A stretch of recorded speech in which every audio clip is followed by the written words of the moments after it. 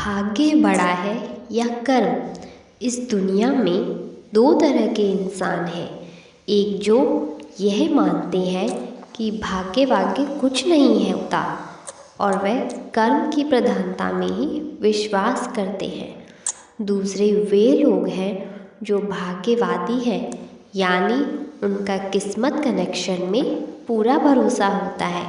उनका दृढ़ विश्वास होता है कि जो भाग्य या किस्मत में लिखा है वो ही होकर रहेगा। यानी इंसान कर्म और भाग्य की दो धुरियों में घूमता रहता है, अतः दुनिया से अलविदा हो जाता है। आज का युवा भी यही सोचता है कि बिना कुछ किए ही उसे वह सब कुछ मिल जाए जो वह चाहता है। इस विषय पर अक्सर बहस होती रहती है कि आखिर कौन बड़ा है, भाग्य या कर्म।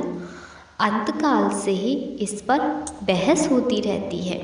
तो चलिए आज हम इस कहानी के ज़रिए जानेंगे कि भाग्य बड़ा है या कर्म।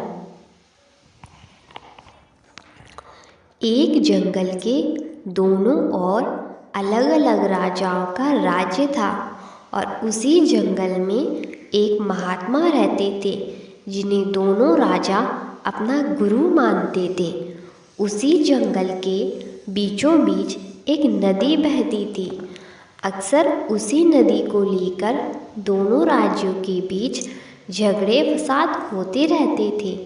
एक बार तो बात बिगड़ते बिगड़ते युद्ध तक आ पहुंची। कोई भी राजा सुलह को तैयार ही नहीं था, सो युद्ध तो निश्चय ही था।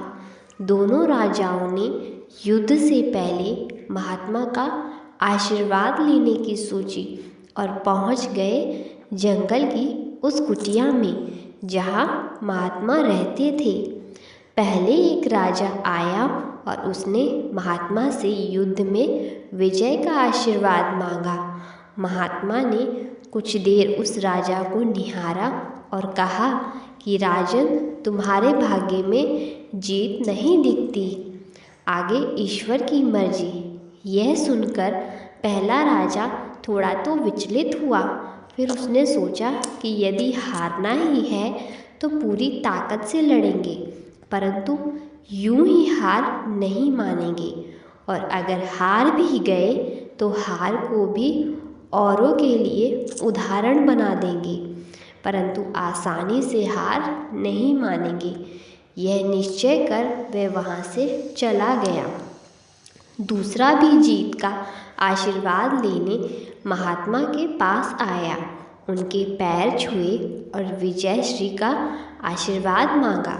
महात्मा ने उसे भी कुछ देर निहारा और कहा कि बेटा, भाग्य तो तुम्हारे साथ ही है। यह सुनकर राजा तो खुशी से भर गया और वापस जाकर निश्चित हो गया जैसे कि उसने युद्ध तो जीत ही लिया हो। अंततः युद्ध का दिन आया। दोनों सेना एक दूसरे के सामने थे और युद्ध का बिगुल बज गया। युद्ध प्रारंभ हो चुका था। एक तरफ की सेना यह सोचकर लड़ रही थी कि चाहे किस्मत में हार हो पर हम हार नहीं मानेंगे, हम अपना सर्वश्रेष्ठ कोशिश करेंगे, अपना सर्वस्व झोंक देंगे। और वहीं दूसरी तरफ की सेना एक निश्चित मानसिकता के साथ लड़ रही थी कि जितना तो हमें ही है तो घबराना कैसा। लड़ते लड़ते दूसरे सेना के राजा के घोड़े के पैर का नाल भी निकल गया और घोड़ा लड़खड़ाने लगा, पर राजा ने ध्यान ही नहीं दिया क्योंकि वो उसके दिमाग में एक ही बात चल रहा था कि जब जीत मेरे में है, मेरे भाग्य में ही है, फिर किस बात की चिंता। कुछ ही क्षण बाद दूसरे राजा का घोड़ा लड़खड़ा कर गिर गया, जिससे राजा भी ज़मीन पर गिर पड़ा और घायल हो गया और वह दुश्मनों के बीच घिर गया। पहले राजा के सैनिक ने उसे बंधक बनाया एवं उसे अपने राजा को सौंप दिया। युद्ध का निर्णय हो चुका था। युद्ध का परिणाम बिल्कुल महात्मा की भविष्यवाणी का उल्टा था। निर्णय के बाद महात्मा भी वहाँ पहुँच गए। अब दोनों राजाओं की बड़ी जिज्ञासा थी कि आखिर भाग्य का लिखा बदल कैसे गया। दोनों महात्मा ने से प्रश्न किया कि गुरुवर, आखिर ये कैसे संभव हुआ। महात्मा ने मुस्कुराते हुए उत्तर दिया, राजन, भाग्य नहीं बदला, वो बिल्कुल अपनी जगह सही है, पर तुम लोग बदल गए हो। जिन्होंने विजेता राजा की ओर इशारा करते हुए कहा कि अब आपको ही देखो राजन, आपने संभावित हार के बारे में सुनकर दिन रात एक कर दिया। सब कुछ भूलकर आप जबरदस्त तैयारी में जुट गए, यह सोचकर कि परिणाम चाहे जो भी हो पर हार नहीं मानूंगा। खुद हर बात का ख्याल रखा, खुद ही हर रणनीति बनाई, जबकि पहले आपकी योजना सेनापति के भरोसे युद्ध लड़ने की थी। अब महात्मा ने पराजित राजा की ओर इशारा करते हुए कहा कि राजन, आपने तो युद्ध से पहले ही जीत का जश्न मनाना शुरू कर दिया था। आपने तो अपने घोड़े की नाल तक का ख्याल नहीं रखा। फिर आप इतनी बड़ी सेना को कैसे संभालते और कैसे उनको कुशल नेतृत्व देते।